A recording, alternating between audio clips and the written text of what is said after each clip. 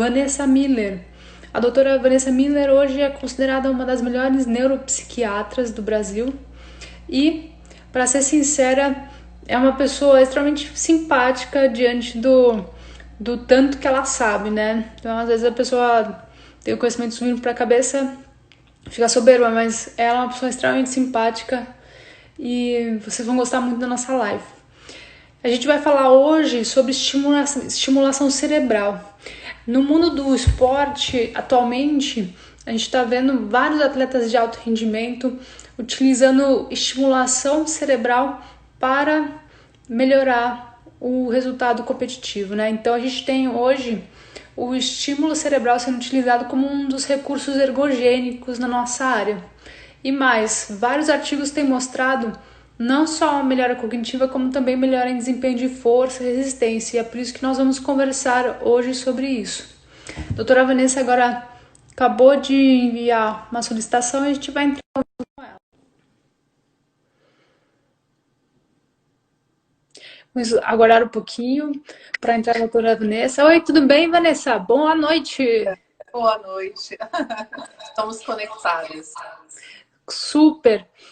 Queria que você começasse essa live, Vanessa, falando um pouco sobre você, como é que você começou a trabalhar com estimulação cerebral, apresentando um pouco do seu histórico para as pessoas conhecerem um pouco o seu trabalho, né, e entender o porquê que você está onde está hoje em dia.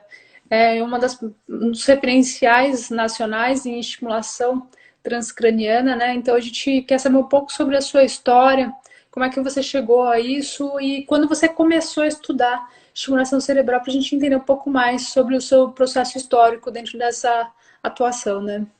Não, primeiro, agradecer o convite. Mais você, professor, uma das pessoas mais importantes nesse campo de pesquisa e que apoia tantos projetos sociais. Enfim, estou muito feliz de estar compartilhando. Mas em relação à história, assim, né, eu sou médica, e na época, quando estava fazendo especialização em neurologia, eu acabei me aprofundando um pouco nas técnicas envolvendo a parte da professora para compreender um pouco mais o funcionamento do cérebro e tanto, né, das suas outras estruturas como os nervos periféricos. Meu primeiro contato, na realidade, com a neuroestimulação foi essa questão muito mais diagnóstica. Eu comecei a estudar potencial do motor, função motora central, justamente para o funcionamento e mapear o cérebro. Então, sempre fui um pouco curiosa. No entanto, depois de um período, né, fiquei muito nessa parte de professora, senti muita falta do paciente, do contato mais próximo do paciente. E aí, nisso, fiquei um pouco mais nessa parte clínica, lógica, e percebi que muitos pacientes, na realidade, neurológicos, tinham manifestações também de doenças mentais, né? Dos distúrbios psiquiátricos. Nesse contexto, alinhando um pouco nessa parte da parte da magnética transcraniana, isso há mais ou menos 10 anos atrás, começando a estudar cada vez mais a estimulação magnética repetitiva, que tinha por objetivo o tratamento de diversas doenças, como principalmente a depressão e outros distúrbios neurológicos. Então, foi essa curiosidade mesmo, tanto a parte investigativa, né, funcional, quanto como modificar, né, esse grande e maravilhoso órgão complexo do cérebro, né? Vanessa, eu vou pedir para você aguardar um pouquinho para ver o feedback do pessoal com relação ao som, se o pessoal está ouvindo, porque para mim tá fazendo algumas rupturas no som. Ok. Tá? Pessoal, se puder dar um feedback sobre o som, vai ser bacana para ver se é só comigo que tá fazendo umas intermitências no áudio ou se com vocês também tá tendo essa intermitência. Ah, tá com um pouquinho de eco. Tá reverberando o som. Então, um pouquinho de cuidado. Ok. Bom, pessoal, vamos continuar com a nossa live para ver se a gente melhora o som com o passar do tempo. Até vou pedir para vocês, se vocês acharem alguém que tem interesse no assunto, se vocês quiserem mandar pelo aviãozinho, fiquem à vontade, tá bom? Enquanto isso, o que a gente vai fazer? A ideia central é apresentar um pouco sobre o conhecimento da doutora Vanessa aí, para falar um pouco sobre como se pode potencializar os resultados diante da estimulação cerebral, que é um tema que está em auge dentro da educação física. Eu sei que a gente demora um pouquinho, Vanessa, para poder pegar as coisas, porque o pessoal da educação física, às vezes, tic-teco, quando pega, também pega com tudo. Até que... Vocês estão à frente, porque antes de mais bem, vocês trabalham com uma das coisas que performance, atividade física, que modulem muito o técnico. Então, vocês estão muito mais à frente, não tem essa... Eu vou colocar o eletrodo aqui para ver se vai melhorar um pouco mais essa reverberação. Melhorou. Agora melhorou? Ficou perfeito o som. Ah, então Obrigada. tá ótimo. Agora sim, agora a gente pode conversar como seres humanos. Vanessa, queria que você conversasse um pouco com a gente sobre a neuromodulação, para as pessoas entenderem o que é neuromodulação, porque a gente não estuda isso na educação física. Diferente da medicina, o nosso curso ele é mais generalista. Então, para a gente ainda existe uma lacuna para entender qual é a definição de neuromodulação na neurologia e como é que isso daí pode ser aplicado dentro da educação física. Explica um pouco para a gente sobre a sua área de atuação. Não, perfeito. Então, assim, primeira coisa, neuromodulação é diferente de neuroestimulação. Quando a gente fala em neuromodulação, a gente está pensando em modificação plástica. Plastos, né, na verdade, é justamente moldar. Então, é a capacidade de você modificar a atividade cerebral, é a capacidade de você modificar o funcionamento cerebral, induzindo novos aprendizados, novas memórias. Né? Já a neuroestimulação é a capacidade de você induzir, na verdade, uma resposta imediata. Né? Você faz, às vezes, um estímulo e você já tem uma resposta, seja ela cognitiva, motora, então, que pode, na realidade, a neuroestimulação também pode induzir a neuromodulação. Né? São coisas que podem se complementar. Tem uma aluna nossa lá da UFJF que ela acabou de fazer um trabalho sobre CrossFit e ela verificou exatamente a função executiva do cérebro em razão de um efeito agudo da modalidade. Queria que você explicasse um pouco para a gente sobre essa questão associada com a neuromodulação, se você já viu alguma diferença entre pessoas que praticam atividade física em interação com a neuroestimulação. Então, a gente sabe dentro da educação física que a gente tem uma neuromodulação, até mesmo eu que lutei judô, né? No judô a gente tem até o aumento de massa cinzenta e também uma diferença nas conexões, né, na ativação e nas conexões das regiões cerebrais, né, modificada por causa da modalidade. E no CrossFit também já foi verificado isso. Aí eu queria ver com você se já existe alguma indicação de interação entre a prática de atividade física, dando um suporte positivo para essa estimulação que se faz na tua área de atuação, né? Se você já sabe alguma coisa ou tem alguma indicação, não tem nada consensual. Não, são duas, eu acho que são algumas coisas misturadas, assim, né? Coisas diferentes. Então, assim, qualquer habilidade que você pratica, né, qualquer até intenção ou até mesmo a visualização, a mentalização, você já está modificando um padrão neuronal. Então, se eu, por exemplo, assisto TV e olho, de repente, um jogo de vôlei, eu posso até, de repente, não saber, teoricamente, né, jogar plenamente, né, sacar, mas já está ocorrendo, na verdade, uma modificação de padrão cortical em que, se porventura eu for, por exemplo, aprender a jogar vôlei, eu vou já ter um prime, quer dizer, já vou ter como se fosse uma memória implantada que já facilita esse tipo de aprendizado, né? Isso é uma coisa interessante. A outra coisa seria justamente, né, o quanto a atividade física pode ajudar e modular o seu cérebro, né? Qualquer atividade motora, a gente tem conexões, né, ou a parte sensitiva, que você sempre vai estimular diferentes áreas, você vai aumentar, além disso, fluxo cerebral, você vai ajudar a produção de determinados hormônios, você pode aumentar a produção de irisina, que você pode ter também um fator de proteção neuronal. Então, assim, são vários elementos que a atividade física acaba colaborando para justamente ter um funcionamento cerebral com maior qualidade. A outra coisa seria, né, como, de repente, você associar uma técnica neuromodulatória ou de estimulação, quanto que, diante de uma atividade física, você pode ter uma facilitação ou até mesmo uma dificultar, às vezes, a execução de determinada tarefa. Aí a gente está falando o quanto que essas técnicas podem influenciar no desempenho físico ou até mesmo no desempenho mental nos atletas ou em pessoas, na verdade, que não necessariamente esportistas. Essa foi uma boa indicação, Vanessa. Eu queria que você falasse um pouco para a gente sobre essas técnicas, porque dentro da educação física, o que a gente mais vê nas publicações é o uso da estimulação por corrente contínua. Então, a estimulação transcraniana por corrente contínua. Eu queria que você falasse um pouco sobre os tipos de estimulação, se você pode explicar para a gente. Eu vi que tem um aparelhinho aí atrás de você, né? Tem, se você puder eu mostrar coloquei alguma coisa.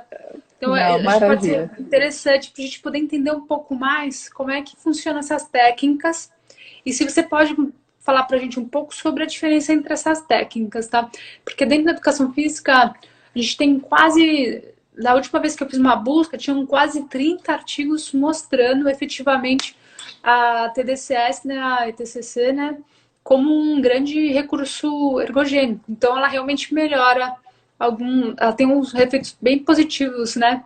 Eu queria que você falasse um pouco sobre as técnicas, sobre a diferença entre as diferentes estimulações, se você puder.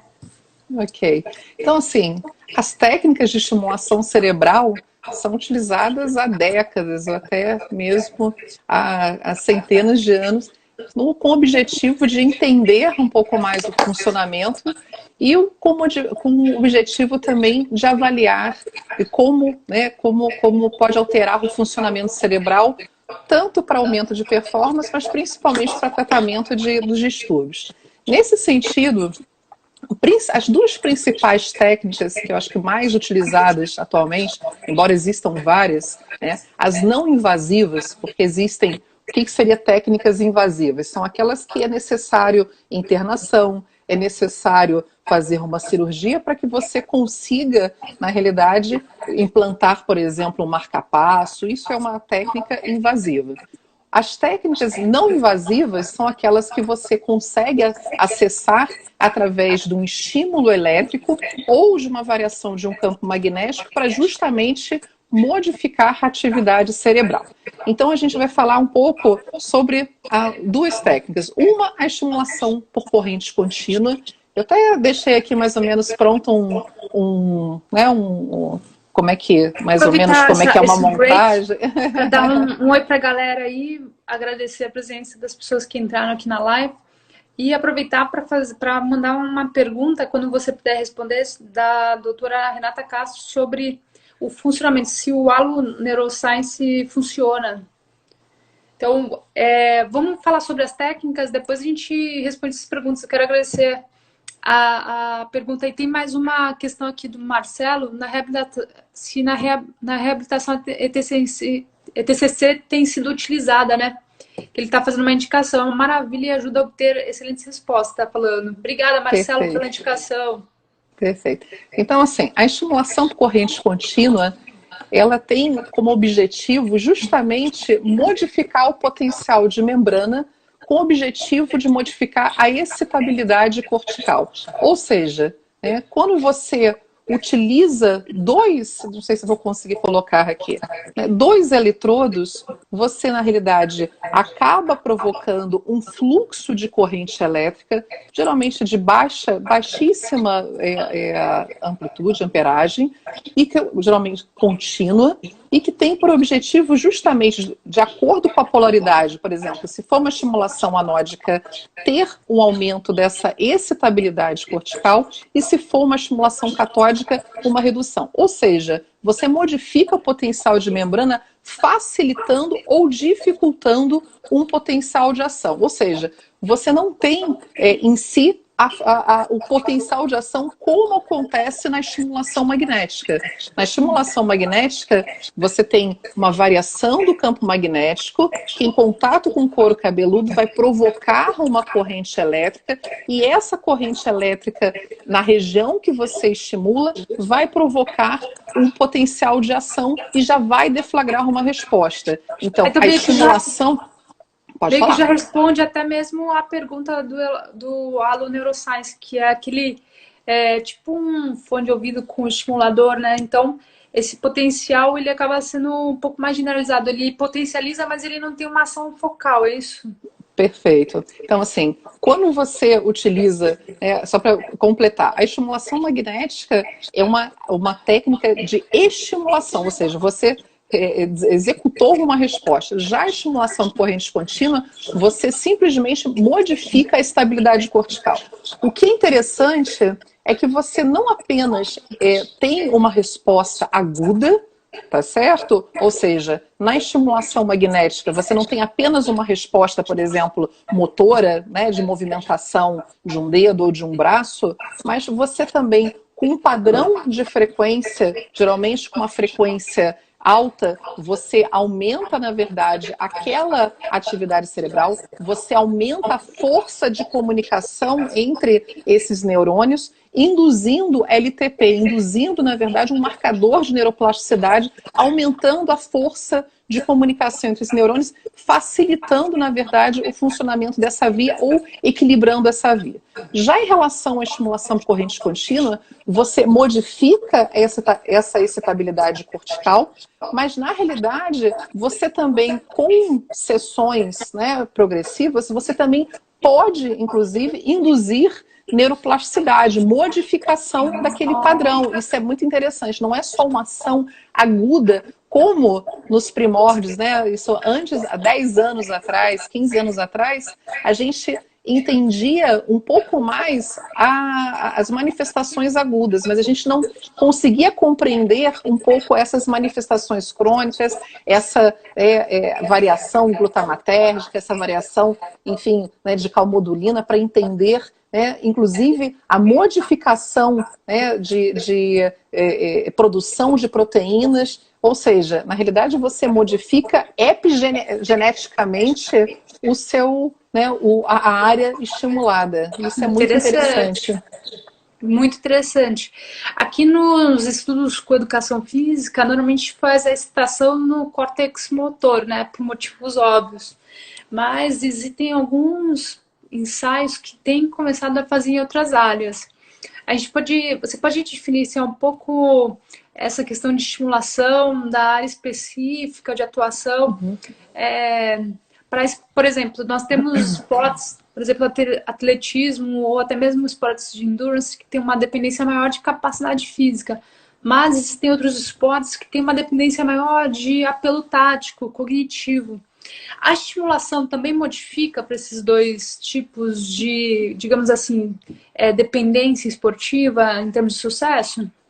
Assim, primeira coisa, assim, você estimular um cérebro, assim, colocar um cátodo e um anodo, não necessariamente vai provocar uma resposta desejada.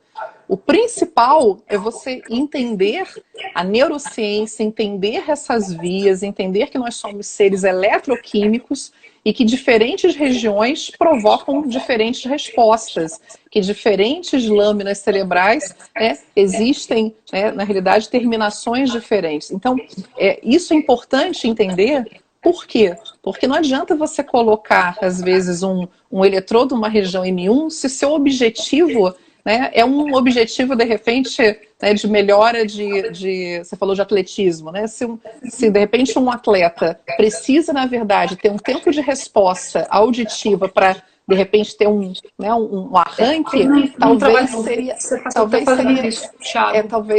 talvez seria interessante você muito mais estimular essa habilidade, de repente, temporal auditiva, esse processamento auditivo desse atleta para ter esse disparo, do que na realidade você promover, de repente, um aumento de força, um aumento de resistência nesse atleta, quando às vezes é um disparo de 100 metros. Então, primeiro é entender um pouco mais, acho que esse é o desafio, né, da neurociências. Exatamente. Né? Entender qual é o objetivo. Hoje, a gente tem marcadores biológicos que nos ajudam bastante, né? Hoje você tem a ressonância magnética funcional, você tem a cintilografia de perfusão, você tem outros marcadores biológicos que ajudam a entender o funcionamento cerebral sem precisar invadi-lo. Isso é muito interessante, porque você começa a entender um pouco mais esses paradigmas e a partir daí você estabelece diferentes targets. Então, assim, antes era só região realmente motora, mas a gente sabe que a conexão sensitivo-motor é fundamental. Basta a gente entender que se a gente colocar uma luva na mão, a gente perde completamente, às vezes, a capacidade de execução motora. Ou seja, você tem uma interface, uma conectividade sensitiva motora fundamental, né? Você entender que existe, por exemplo, regiões que são interessantes para modulação, né, até autonômica, né? Hoje você faz, às vezes, em região T3, com o objetivo de estimular a região da ínsula, que tem, na verdade, dos objetivos, uma regulação autonômica. Né? Por quê? Porque é interessante você tentar modular um pouco essa resposta, a frequência cardíaca, etc, etc. Né? Mas estamos ainda nessa parte de performance, ainda carecendo de muitos trabalhos, né, a respeito de quais seriam os principais targets, né, quais são os principais pontos, quais os principais objetivos, né, ter uma homogeneidade em relação aos artigos e, sobretudo, respeitar, às vezes, individualmente, o que o atleta precisa. Então, às vezes, ele precisa uma habilidade motora que, de repente, se ele executar esse sequenciamento motor e você estimular, quer dizer, alterar a estabilidade cortical desse atleta, talvez você vai ter uma facilidade de adquirir um aprendizado com menor tempo. Então, assim, não adianta você, às vezes, colocar 100 pessoas às vezes até mesmo na mesma modalidade, porque atletas diferentes têm habilidades cognitivas, sensitivas, motoras diferentes. Então a gente precisa entender e particularizar um pouco mais. Talvez essa que é a grande dificuldade em pesquisa. É interessante ter falado isso, Vanessa, porque recentemente fiz um curso, o Brain Trainer, aquele congresso que tem nacional, internacional, acho que é internacional, né? E uma coisa interessante que eles estavam falando, na verdade, tinha um estudo de caso sobre uma mulher que queria prestar a prova para medicina, mas que tinha déficit de atenção com hiperatividade, e isso causava certo déficit, né? Então ela não conseguia passar na prova e com as sessões de treinamento, né? Naquele caso era neurofeedback, uma estimulação diferente do que a gente está conversando. Uhum. Ela conseguiu não só passar na prova, como ela melhorou acima da média algumas variáveis que estão associadas com a cognição, né? E aí eu queria te perguntar algumas questões associadas com isso, já que a gente está conversando. Porque assim, não sei se você já teve contato com atletas. Atletas são bem conhecidos por ter hiperatividade e déficit de atenção. Aí eu queria ver com você, além de pedir para você mostrar o equipamento, que a gente acabou encavalando um pouco essa ideia, né? Porque eu acabei jogando uma outra pergunta para você. Se você pudesse mostrar para a gente os equipamentos e diferenciar um pouco, por exemplo, se eu tiver um atleta que tem déficit de atenção, é melhor fazer uma estimulação transcraniana magnética ou pode ser corrente contínua? Tem diferença entre as duas? Então, porque a gente está falando de uma patologia, né? E a gente tem que considerar que atletas de alto rendimento não podem utilizar Ritalina, por exemplo, que é um medicamento para déficit de atenção. E aí fica sempre uma limitação associada com essa essa falta de atenção, né, digamos assim, que acaba interferindo na aprendizagem do atleta em termos de habilidade, até mesmo se você quiser desenvolver um plano estratégico, isso acaba dificultando muito. Então, Perfeito. existiria alguma diferença no tipo de estimulação para esse tipo de caso, que é um caso um pouco mais patológico, digamos assim? Assim, primeira coisa, saber em relação ao TDAH, você tem uma redução de atividade nas regiões, principalmente pré-frontais. Então, você tem uma hipoperfusão, uma hipoatividade. Então, o objetivo é justamente você tentar aumentar a atividade cerebral, tá certo? Nessa região específica, né? Então, você pode ter algumas técnicas. Você comentou sobre neurobiofeedback, que na realidade não é uma técnica automodulatória em que você Desculpa, vai... neurofeedback. Neurofeedback, tá, ok. Você vai, na verdade, é uma técnica automodulatória, ou seja, através de algumas, né, habilidades quanto respiratória, você vai sincronizar, vai modificar um padrão, né, de ondas cerebrais através do seu próprio pensamento, da sua própria intenção. Diferente da estimulação por corrente contínua, que você não conseguiria modificar esse padrão sem associar com uma outra, né, com uma outra atividade. Então, por exemplo, existem alguns trabalhos interessantes utilizando a estimulação por corrente contínua, que, como eu falei, estimulação por corrente contínua, ela altera o potencial de membrana, ela altera a estabilidade cortical. Então, às vezes, tem trabalhos, por exemplo, com a estimulação por corrente contínua, utilizando videogame, onde você pode ter um aumento, né, da atividade na região pré-frontal, principalmente dorsolateral, que está mais vinculado com esses processamentos cognitivos executivos. Já a estimulação magnética, você pode aumentar a atividade cerebral dessas regiões com protocolos com frequências altas, né? Que você vai, na verdade, aumentar a atividade dessa região e vai induzir, como eu falei, né, LTP, que é Long Term Potential, que são marcadores de neuroplasticidade. Uma das grandes, né, os grandes desafios é que a estimulação de corrente contínua, primeiro, né, não é você realmente ir na internet, comprar qualquer aparelhinho, colocar de qualquer jeito, porque eu você... já estava pensando em fazer isso. Porque na teoria... Esse Halo Neuroscience, ele tá em auge, assim, aqui você não sei se você já teve contato com ele, é tipo um headphone que você põe, fica até bonito, que parece que você tá ouvindo funk, assim. E ele faz estimulação, e tem um outro que parece na verdade o outro parece um neurofeedback que você põe também, você mexe uma aranha e tal, mas enfim, já que você falou que não... que é melhor deixar específico, eu não vou mais comprar. Mas continua falando, desculpa. É porque assim, né, entenda que nem todo aparelho vai ter, na verdade, uma curva de ascendência para ter justamente uma manutenção dessa corrente que se mantém de uma forma contínua. O que a gente não estuda, o que a gente não tem marcadores, é muito difícil você falar, olha, isso funciona ou não funciona, isso faz bem ou não faz bem. Por isso que é importante utilizar aparelhos liberados pela Anvisa, pelo FDA, que você tem, na verdade, uma segurança daquilo que você está aplicando. Como eu falei, você utilizar uma técnica neuromodulatória não necessariamente vai trazer benefício para você. A vantagem da estimulação por corrente contínua é que ela é mais barata, ela pode ser, né, muito mais aplicada até mesmo em sua residência ou no consultório, mas você tem uma facilidade maior, a técnica não exige, teoricamente, para a colocação tanto um preparo tão grande. Já a estimulação magnética, embora ela seja absolutamente também, como a estimulação por corrente contínua, segura, mas é uma técnica mais cara, né? Mas é uma técnica mais potente. Pode mostrar pra gente os aparelhos, rapidinho? Vou mostrar aqui. Esse aparelho aqui é a estimulação magnética transcraniana. Essa bobina, que eu acho que é interessante, deixa eu ver se eu tenho uma caveirinha aqui, gente, mas imagina como se fosse você, né, em contato com o couro cabeludo, você, de acordo com a região que você vai estimular, você vai justamente modificar esse padrão dessa atividade, tá certo? Estimulação então, pós-Covid aí na caveira.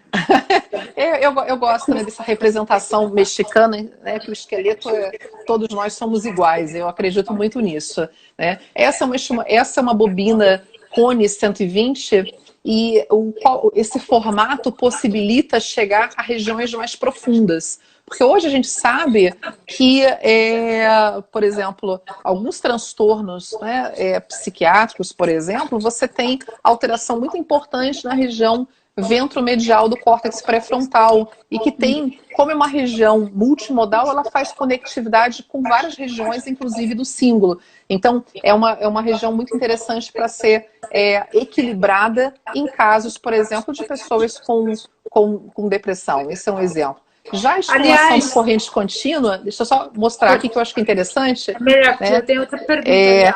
Ela é já um aparelhinho mais portátil, embora esse aparelho, como ele tem todo um rigor técnico, segurança, ele é um aparelho que custa mais, né, de 50 mil reais, enquanto às vezes tem aparelhos você compra... mais em conta, né? Existem aparelhos, né, que são mais em conta. Lá na universidade e outros. Isso, né? Mas o mais importante, que eu acho que assim, não é o valor que você paga. O importante é ter a segurança e ter a chancela de algum órgão fiscalizador. Isso eu acho que é o mais... eu acho que isso é o mais importante. Entendi. Né? Uma outra pergunta rapidinho, já que a gente estava falando, você citou o uso da estimulação em caso de patologia. Ano passado eu tive que dar uma palestra em um evento que teve, e uma das perguntas que surgiu foi exatamente associada com medicamento que são associados para transtornos de saúde mental, né? Os atletas têm muito problema nesse sentido, Vanessa, porque a maior parte dos medicamentos que tem a ver com alteração de estado mental acabam se enquadrando na lista da UADA, que é a lista antidoping. E eu queria saber de você se esse tipo de estimulação pode ser utilizado em atleta, se existe algum efeito colateral, porque assim a gente não fala, né? Mas depois, por exemplo, de Jogos Olímpicos, 60% dos atletas têm caso de depressão durante 1, 2, 3 meses até. Então é uma situação muito velada entre os atletas, isso a gente não comenta muito, mas normalmente eu acho que por causa daquela situação muito emocionante, de grande estresse, logo em seguida, você pode explicar melhor do que eu, né? Alguns atletas acabam entrando em depressão. E aí eu queria que você falasse um pouco sobre isso, se a gente consegue tratar esses tipos de transtornos, né, de saúde mental, até mesmo ansiedade, que é um problema que é frequente, especialmente no sexo feminino. Então a gente vê atletas de grande renome com uma situação de ansiedade elevada. Ontem mesmo eu tô participando de um projeto, eu desenvolvi o projeto, na verdade, que é para acompanhar atletas de judô de alto rendimento, e a maior parte dos atletas que responderam, né, o questionário, relataram o transtorno da ansiedade associado com a pandemia, né? Então eu queria que você conversasse um pouco com a gente sobre a estimulação, se ela pode ser utilizada para reduzir esse tipo de transtorno, tanto ansiedade quanto depressão em atletas, e como é que poderia ser feito isso, se o atleta pode fazer em casa ou se tem que ser feito em consultório, como é que funciona? Primeira coisa, para qualquer distúrbio, deve-se ter um diagnóstico preciso. Né? Tristeza não é depressão, estresse não é ansiedade. Então, isso eu acho que é a primeira questão. Segunda questão é que a gente tem que entender que houve um incentivo muito grande para a terapia com as monoaminas, com os medicamentos, para o tratamento dos diversos distúrbios neuropsiquiátricos. Né? Então, se fala-se muito de fluoxetina, paroxetina, sertralina, etc, etc. Mas a gente tem que entender que quando você utiliza uma medicação, ela não vai apenas naquele receptor específico daquela região que você quer modificar. Você não quer aumentar só, por exemplo, serotonina nas regiões límbicas. Acaba que as medicações atuam, infelizmente, em outras regiões. Por exemplo, existem receptores serotoninérgicos em plaqueta, em fígado, em pulmão. E isso acaba levando a efeitos, na verdade, adversos. Então, você utiliza uma medicação, ok, pode ter alguns pontos positivos, mas você também, essas medicações vão atuar em receptores em regiões diferentes que vão levar a efeitos adversos. Diferente das medicações, que você não consegue ter justamente um alvo específico, a técnica da estimulação magnética atua de uma forma focal, na região, na verdade, que você quer modificar. Então, hoje, sabemos que pessoas que têm alterações na depressão têm alterações na região do córtex pré-frontal dorsolateral esquerdo, que tem alterações cognitivas executivas, tem alteração, como eu falei, na região ventromedial relacionada justamente a essa habilidade cognitiva social reduzida, culpa, outras manifestações, tristeza. E se você entende que a depressão, como eu falei, é eletroquímica, existe uma alteração dessa atividade cerebral, e se você tem uma técnica que você consegue modular de uma forma segura, de uma forma não invasiva e de uma forma focal, em que você tem um baixíssimo risco de ter efeito colateral, só para você ter uma ideia, você pode. O efeito adverso mais comum é dor de cabeça. Só que essa dor de cabeça geralmente é transitória. E isso perfaz apenas 5% dos pacientes, né? Em contrapartida, além disso, a estimulação não só pode ser utilizada de uma forma como monoterapia, digamos assim, mas ela, em casos refratários, é um excelente, na verdade, ferramenta para justamente não só modificar esse padrão dessa atividade, mas também você modificar, inclusive, até mesmo a afinidade de receptores para com diferentes neurotransmissores, por exemplo. Você, como eu falei, você modifica um padrão, né? A dificuldade, como eu falei, a medicação tem uma vantagem de você poder comprar a medicação e tomá-la na sua residência. A estimulação magnética, você necessita ir a um consultório, fazer um agendamento, geralmente o protocolo dura de 20 a 30 minutos, com bastante segurança, mas existe essa questão logística. E também é uma questão de custo, né? Tem muita pergunta. Agora, já que a gente está fazendo a live. Olha, a Vanessinha Salles perguntou se o esporte pode auxiliar nessas doenças de transtorno mental. E eu tenho uma outra questão aqui que foi colocada por uma aluna que também é referente à parte de, na verdade, mais a parte de desenvolvimento de motor associado com pessoas que são praticantes de atividade física, mas que não são atletas. Se existe a melhora de rendimento motor para pessoas que não são atletas com a estimulação. Tem essa pergunta e tem essa da Vanessinha que se trata, está associada com a prática de atividade física para redução de, ou para melhora, de quadros associados com transtorno mental. Você pode, eu vou pedir para você responder para eu poder depois fazer outras perguntas que eu também tenho interesse. Entendi. Não, primeiro, com certeza, não existe nenhum tratamento para nenhum distúrbio que não envolvam outros pilares que são importantes, Uma boa alimentação, atividade física, hidratação.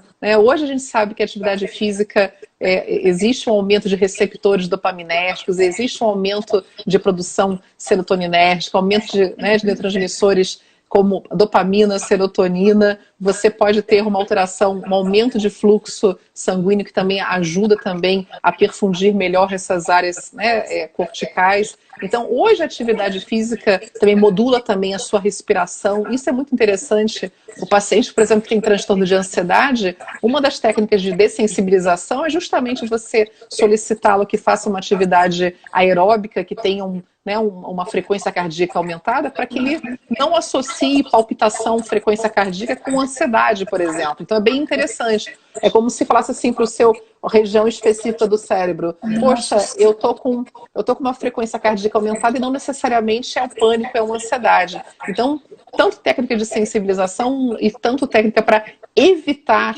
diminuir as chances de ter um distúrbio desse, é justamente a atividade física.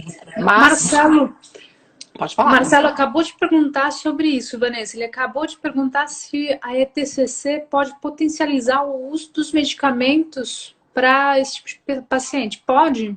Certamente. Essas técnicas neuromodulatórias, você já sabe que como induz justamente neuroplasticidade. Quando a gente fala neuroplasticidade, parece que é uma modificação. Entenda que neuroplasticidade você requer modificação, né, glutamatérgica para que você induza, na verdade, né, uma produção de calmodulina para você, na verdade, executar a produção de proteínas que são receptores para você ter a capacidade de acoplar neurotransmissores. Se você consegue aumentar essa produção gênica, né, de aumentar esses receptores, você consegue fazer com que as medicações tenham uma capacidade de ter um acoplamento maior. Então tem fundamento com certeza. Vou aproveitar aqui, Vanessa, obrigada aí pelo feedback positivo sobre a live. Respiração é vida mesmo. Respiração diafragmática, você tem uma alteração, sincronização de ondas, é fantástico. Respiração é vida mesmo. Mais uma pergunta do Luciano, antes de fazer algumas perguntas aqui para você, Vanessa, associado com o uso da estimulação para a performance. Ele falou uso terapêutico, mas na verdade, provavelmente ele queria dizer qual das melhores técnicas, qual das técnicas é considerada melhor para melhorar o rendimento esportivo hoje, na sua opinião? A semana passada eu estava conversando com os meus orientandos e um deles, o Rafael, mostrou um artigo sobre Theta Burst.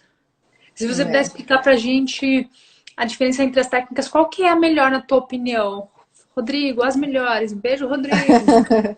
Assim, mais uma vez, eu acho que a melhor técnica é aquela que você tem indicação e a que você pode fazer. Eu acho que essa é a primeira coisa. Mas no intuito, quando a gente fala realmente a estimulação magnética, ela tem uma capacidade, né, uma resposta mais rápida, ela é mais efetiva por ela ser uma técnica de neuroestimulação, né? O Theta Burst, na realidade, você tem uma frequência...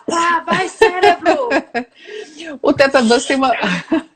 O Theta Burst tem uma vantagem que você consegue fazer uma sessão em curtíssimo tempo, de 3 a 6 minutos, e que essa frequência, na realidade, ela é uma frequência que a gente encontra nas células neuronais temporais relacionadas à memória. Então, meio que estabeleceu, na verdade, um protocolo objetivando justamente, né, seguir esse padrão biológico com o objetivo de aumentar ainda mais essa indução dessa memória.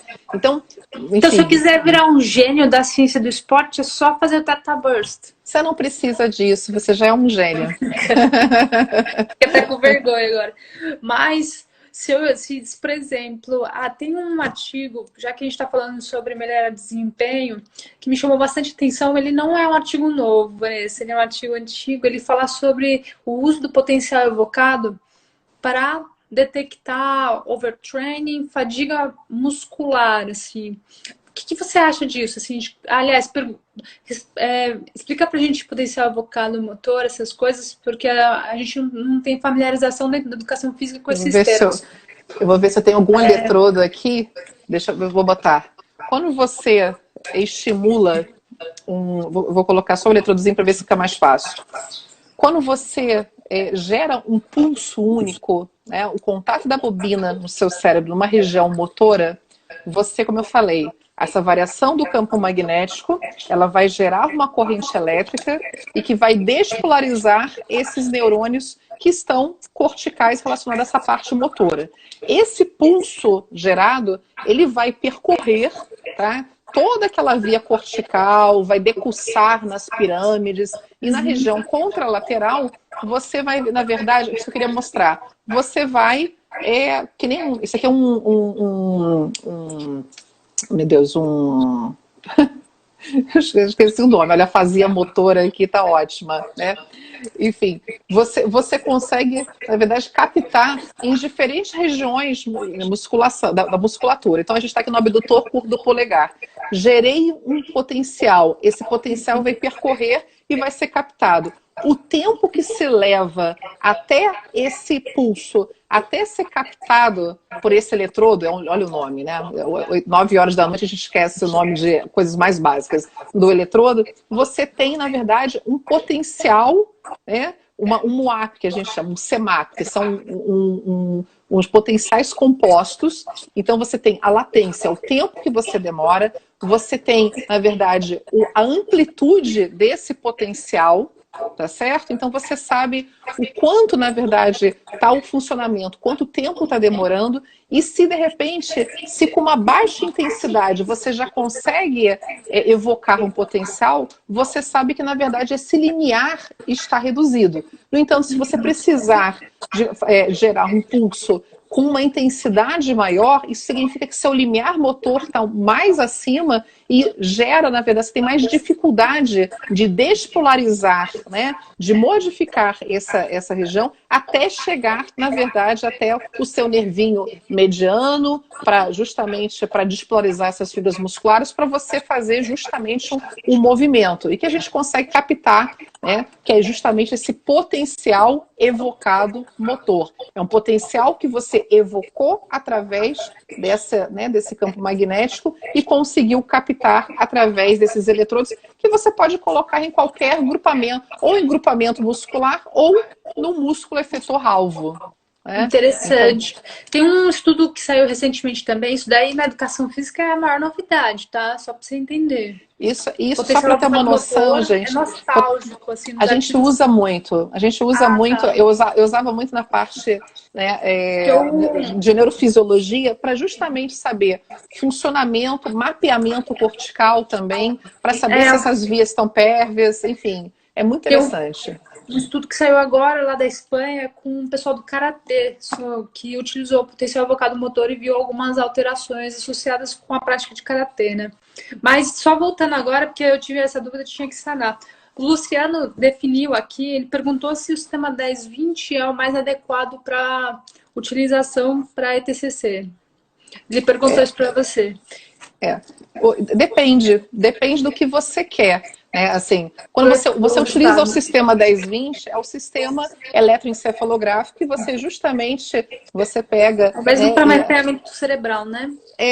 Vamos dizer, né? Aqui se você pega, na verdade, tragos, você gera aqui do naso até o ânio, essa conversão dessas duas linhas vai dar o ponto CZ, e você, a partir disso, você vai estabelecendo 10%, 20%, e isso você vai fazendo uma correlação da região cerebral para facilitar um pouco mais essa linguagem. Então, por exemplo, o córtex pré-frontal, o dorsolateral, tem uma representação, por exemplo, em região, né, F3. Então, você consegue com uma facilidade. É claro que se você tiver uma ressonância, né, e um sistema de neuronavegação, seria até mais preciso. Mas com o sistema 10-20 ou com outros métodos, existe um método BIM, por exemplo, que você consegue, por padrões matemáticos, estabelecer praticamente com maior precisão essas diferentes regiões. E aí eu vi aqui a pergunta, né, com objetivo de performance. Depende da performance que você quer, né? Uma coisa é você querer uma performance para força, outra coisa é para tempo de reação. Se você quer, na verdade, um controle da sua ansiedade, se você quer ter um processamento auditivo, depende, né, qual é o seu objetivo, e de acordo com esse objetivo, entender quais são as regiões, quais são essas vias, para que você possa modular, e aí sim ter a possibilidade de aumentar a performance. Quando você vê esses estudos, né, sobre performance, a gente tem resultados, né, quando faz até nas meta-análises, teve uma meta-análise do Andrews, do professor Pascoal Leone, que a gente vê taxa de resposta de 60% nos estudos. Então é bem interessante. Legal, Vanessa. Legal essa explicação. O Chamon está agradecendo aí. Obrigada, Chamon, pela presença. Chamonzinho. Uma outra pergunta, já que você falou sobre ansiedade na sua fala e até mesmo sobre essa questão das regiões cerebrais. Ano passado, a Letícia e a Isa, duas alunas da graduação, estavam fazendo aquele trabalho sobre compulsão alimentar, que eu acho que você lembra, porque a ABT me ajudou. Sim, a gente participei. Foi bem legal, né? Foi muito interessante. Foi bem interessante. Os resultados que a gente obteve também são interessantes. Porque além de reduzir a compulsão alimentar, eu queria que você falasse um pouco sobre isso, porque para quem é do esporte de combate, principalmente, que você não conhece a gente, mas tem gente aí que desce mais de 10 quilos numa semana só. Isso daí é um prejuízo muito grande em termos de performance e também de parte física, né? É uma vergonha, porque a gente acaba com... A Renata tá aí, né? Tá até com vergonha de falar, mas a parte de circulação sanguínea já era, assim. Então o fluxo sanguíneo fica bem viscoso mesmo. e tem vários riscos, tem atleta que tem vários problemas, assim, alguns chegam até a óbito, né, por conta de uma perda de peso muito grande, muito maior do que o corpo pode suportar. E aí, pensando nisso, nessa questão de compulsão alimentar, porque essa perda rápida de... Você pode explicar melhor do que eu, né? Essa perda rápida de peso, ela acaba criando esse sistema meio sanfona. O cara perde 15 quilos, lutou, recupera 20. E fica nisso. Aí quando você vê o atleta, o ex-atleta, por exemplo, parece um barril, assim. Então, se você observar atletas de luta que pararam absolutamente de treinar, eles aumentam em média 20, 25 quilos acima do que eles lutavam, né? Muita coisa. E assim, obesos mesmo. Se você olhar, você fala assim, a pessoa é obesa. Mesmo para atletas que têm aquela questão associada com a parte estética. Então, se você vê a Daiane dos Santos, por exemplo, que foi uma grande vitoriosa do Brasil, né? Atleta olímpica, tem um nome na história da ginástica artística, ela tá com sobrepeso. Também tem uma questão associada com dismorfia corporal, né? Que eu não sei se é relevante a gente falar agora, mas se você puder falar um pouco sobre o uso da estimulação para melhorar, para reduzir. Não sei se eu posso falar reduzir. Que eu tenho que falar de patologia, né? Porque isso é uma patologia. Mas também para quem quer perder peso, vai. Okay. Eu não tô falando que sou eu. Uma amiga minha que quer perder peso quer saber se pode usar estimulação. Então, primeira... E para compulsão alimentar também, assim, se isso serviria, porque são coisas diferentes, né? Perda de peso ou é a mesma coisa, né? Na verdade, porque compulsão alimentar você come em excesso com grande frequência, né? Então, eu queria saber de você. Primeiro, se pode ser utilizado para perda de peso e manutenção desse peso, que atleta de luta vive sanfonando, especialmente, né? E segundo, se isso pode ser feito para quem quer perder peso, mas que não tem diagnóstico de compulsão. E uma outra coisa que eu queria ver com você, porque assim, nessa pesquisa que a gente fez, um resultado interessante que me chamou bastante atenção, que por mais que a gente tivesse feito a estimulação para a redução de compulsão alimentar, a gente também verificou uma melhora do tempo de resposta, né, dos atletas. Então foi muito interessante essa pesquisa, porque a gente viu realmente que a função executiva dos caras melhorou abruptamente por conta da estimulação, e foram só 10 sessões, né? Eu queria que você explicasse um pouco mais pra gente sobre o uso da estimulação para manutenção do peso, redução de peso e tratamento de compulsão alimentar dentro do esporte.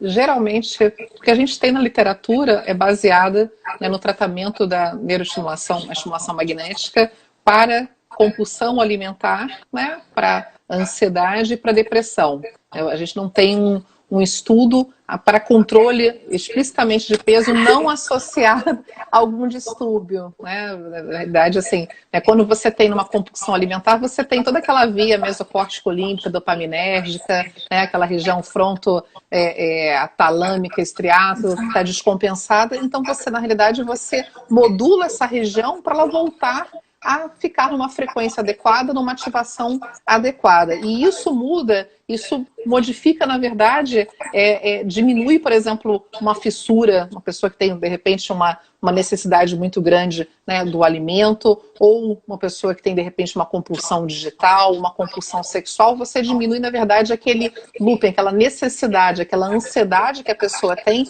e que ela vai utilizar uma fonte de prazer para ter aquela gratificação. Então, você consegue frear um pouco, né, essa necessidade de você ter essa busca em algo que você, na verdade, não vai ter, na verdade, uma gratificação a longo prazo. Você vai ter, às vezes, um sentimento de culpa, etc, etc. No trabalho que a gente fez especificamente, a gente atuou não nessa região relacionada, né, esse looping. A gente atuou muito mais em processamento executivo, né? E era interessante que era justamente fortalecer aquela questão da tomada de decisão. Porque a gente também queria ver um pouco também essas outras habilidades. Então a gente escolheu uma área que tinha um pouco mais esse envolvimento. Exatamente. E o interessante, a gente escutou, inclusive, de algumas participantes que elas olhavam, às vezes, um brigadeiro e falavam, tá, mas é um brigadeiro e é gostoso, mas eu quero, de repente, né, eu quero ficar com peso legal, então não vou utilizar, não vou comer esse brigadeiro. E a gente escutou muito isso, né, nessa pesquisa, achei muito interessante, que a gente teve essa capacidade de modular essa tomada de decisão. E eu acho que é interessante, né? Eu acho que a obesidade realmente é uma doença inflamatória que pode prejudicar em todos os âmbitos. A gente sabe que, além disso, quando você falou, o atleta que às vezes ele utilizava às vezes o próprio esporte como uma fonte, né, de endorfinas, de algumas outras catecolaminas, ele acaba ficando às vezes um pouco perdido.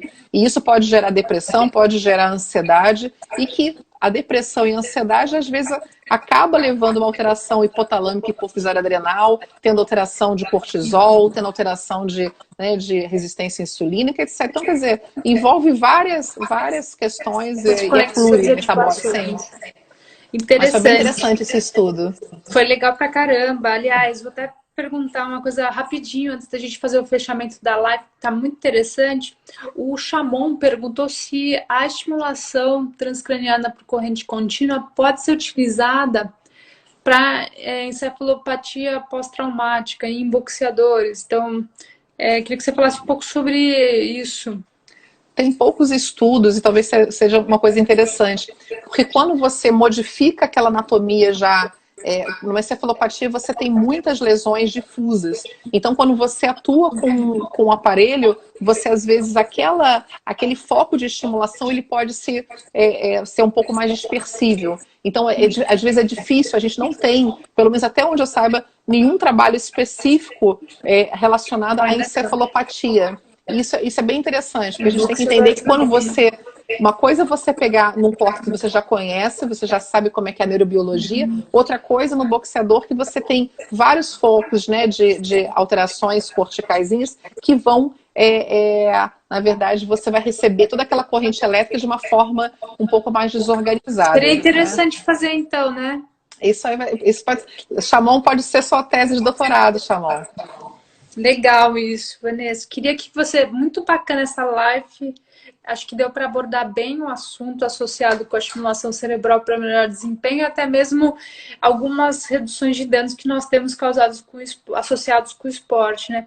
Queria que você fizesse um fechamento, falando nos pontos principais associados com a estimulação cerebral, assim, sobre questões que você acha que são pertinentes, associados com melhor desempenho, e até mesmo se você quiser falar um pouco sobre a redução desse tipo de transtorno que a gente conversou, né? São os transtornos de saúde mental e neurológicos, né?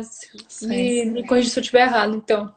Queria que você fizesse um fechamento, agradecer a presença de todos, agradecer a sua presença também. Assim, a primeira coisa é saber que cada vez mais estão saindo artigos científicos. O que a gente está falando não é uma técnica que não tem uma ciência por trás. A gente está falando de uma técnica, de técnicas neuromodulatórias que existem mais de revisões sistemáticas, de meta-análise, mostrando, na verdade, a sua atuação, o quanto ela é segura, o quanto ela pode ser utilizada, desde que seja feita protocolos, né, que tenham uma validação, desde que seja feita por profissionais qualificados que entendam o que estão, né, fazendo. Então, isso eu acho que é importante sair daquela coisa de técnicas que, né, podem ser utilizadas de vez em quando para uma técnica que pode ser uma ferramenta muito útil, sim, e que tem embasamento científico, sim. A gente não está falando de placebo, a gente está falando de técnicas que já têm uma consolidação dessas respostas. Em relação à parte de aumento de performance, a gente tem que discutir depois um pouco, né, sobre essa questão. É um neurodoping? Né? A partir do momento que você tem um ganho, né, você tem um aumento dessa performance, você acaba, né, a gente tem que discutir se isso, na verdade... Embaixo do pano, bota embaixo do pano isso! Não levanta a bola para isso, senão a gente não vai poder fazer mais. Mas, de qualquer maneira, né, se você analisar que você pode atuar, né, tanto nessa parte de performance, atuar nesses transtornos mentais de uma forma, como eu falei, segura, com pouquíssimos efeitos colaterais, eu acho que a gente cada vez mais vai ter muito mais surpresas positivas com essas técnicas, principalmente com a estimulação corrente contínua, a estimulação magnética transcraniana, os seus tipos de estimulação, seja com Theta Burst, seja com Quadripulse, se seja com Prime, que são vários diferentes tipos de estimulação e que podem ter impactos completamente diferentes se utilizado em regiões diferentes para pessoas diferentes. Eu acho que é isso. Muito obrigada a todos. Para mim, deixar ficar falando sobre neuromodulação, neuroestimulação, é realmente um prazer, porque é já mais de 15 anos praticamente, né, eu estou nesse caminho e vejo muitos pacientes que têm realmente um efeito positivo com a técnica de uma forma segura.